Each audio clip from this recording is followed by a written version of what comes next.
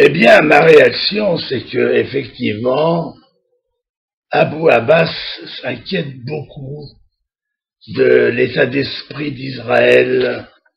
Et il faut dire que c'est vrai que nous vivons actuellement une période de turbulence vraiment importante. D'abord, nous sommes toujours sous le coup émotionnel et triste de la tuerie de nos trois jeunes juifs.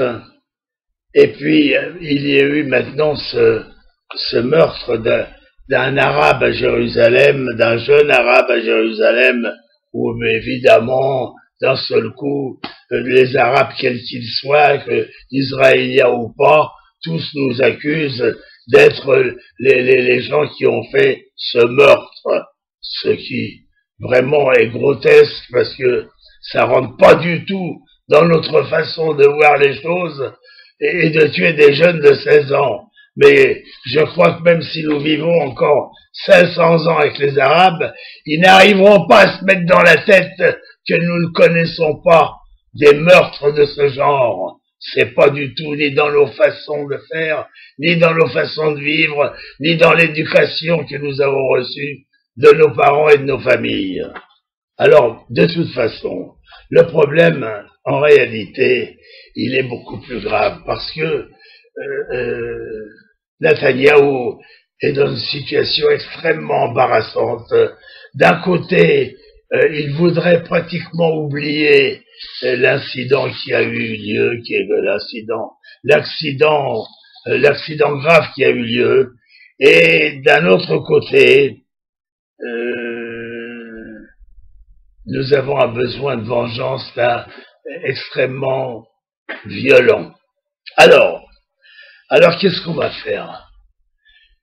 En réalité, si vous voulez faire une analyse générale de la situation, le Hamas est en bout de course. C'est ça le part, ces ordures. On volait tellement d'argent dans les caisses de Gaza, du gouvernement de Gaza. Ils ont tellement pillé leur pays que d'un seul coup, étant donné qu'ils reçoivent un petit peu moins parce que ils commencent à représenter moins d'intérêt pour le monde arabe, ils se retrouvent dans une situation financière grave. Et bien entendu, ces seigneurs, il n'est pas question qu'ils viennent redonner au pays une partie de ce qu'ils ont pris, ce qui est pris est pris, ce qui est pris est à eux. Alors, nous aurions, nous, quelque part intérêt à laisser le Hamas s'écrouler, mais voilà, le Hamas est dirigé certainement par le djihad islamique en ce moment, a des envies de guerre, et alors il nous envoie des roquettes tous les jours qui tombent dans des champs en général, mais finalement, ces roquettes sont dangereuses et un jour ça peut tomber, qu'à Dieu ne plaise, sur une école ou sur un hôpital et ça peut faire des dégâts vraiment extrêmement importants. Bon, il faut donc que, au milieu de tout ça, où est Israël? Où est Israël? Qu'est-ce qu'on fait? On continue à se faire assassiner des jeunes parce que nos trois jeunes assassinés, on sait que c'est le Hamas qui a fait ça. Bon, c'est des jeunes du Hamas, mais c'est pas important. Vous savez, quand j'ai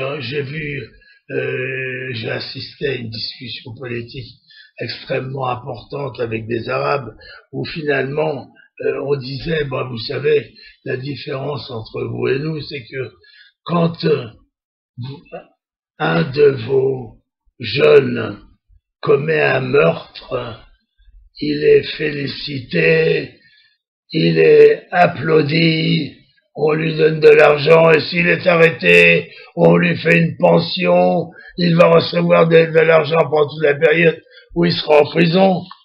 Alors que nous, si un de nos jeunes, ceux qu'on appelle les Tag Mehir, là, ces jeunes d'extrême droite, un peu trop violents, mais nous on les met en prison, on leur donne pas de prime, on leur fait des reproches amers, on leur dit qu'ils luttent contre le pays et que c'est interdit, que la justice dans ce pays doit être faite par l'armée ou la police et non pas par des petits voyous. Bon, alors Vous pensez, la différence est énorme. Nous, pendant qu'on insulte ces jeunes et qu'on les met en prison, eux les félicitent, leur donnent des primes, les amènent à la télévision, les font parler, et tous les jours à la télévision on parle de meurtre de juifs, bien sûr. On encourage, vous savez, quand on a pris nos 3 jeunes, eh bien, le Hamas, dans sa peur de voir notre réaction plus rapide qu'elle ne l'a été,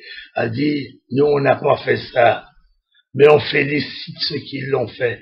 Vous voyez, cette différence de mentalité, ils viennent, ils tuent, ils massacrent, ils tuent des jeunes, et on comprend pas. Alors on vient nous dire, là maintenant, là j'ai vu, Abou Abbas a des espérances que peut-être nous allons faire la paix avec ces gens, mais en réalité, le problème est simple. Quand, par exemple, au Mali, les terroristes ont presque pris le pouvoir dans tout le Mali, l'armée française a envoyé quelques dizaines de milliers d'hommes, et on a anéanti les groupes terroristes, et on a redonné le pouvoir à des démocrates. Et ben voilà ce que moi je voudrais qu'on fasse à Gaza. Gaza ne peut pas rester dans les mains d'une bande de salopards qui ne pensent qu'à faire des meurtres, qui ne pensent qu'à voler les caisses de l'État. Il faut organiser exactement comme les pays occidentaux savent le faire. Eh ben nous aussi, on a un voisin là. C'est un régime terroriste. Il agit en plus. Il agit tous les jours, il envoie des roquettes, il assassine, il fait des opérations criminelles. Eh ben, il faut faire la même chose. Il faut faire comme les Français. Pourtant, qui étaient loin, nous, on est très proches du danger. Eh ben voilà, il faut aller. Il faut pas tout démolir. Il faut surtout pas toucher au peuple palestinien de Gaza. Ils n'ont rien à voir. Il faut aller, il faut démolir le régime dirigeant et instaurer un nouveau régime, puisque le monde entier fait ça, c'est que c'est bien. Alors pourquoi on peut pas faire la même chose? Finalement, c'est ça la situation. Il faut pas faire de vengeance, il faut les anéantir. Je parle des dirigeants du Hamas.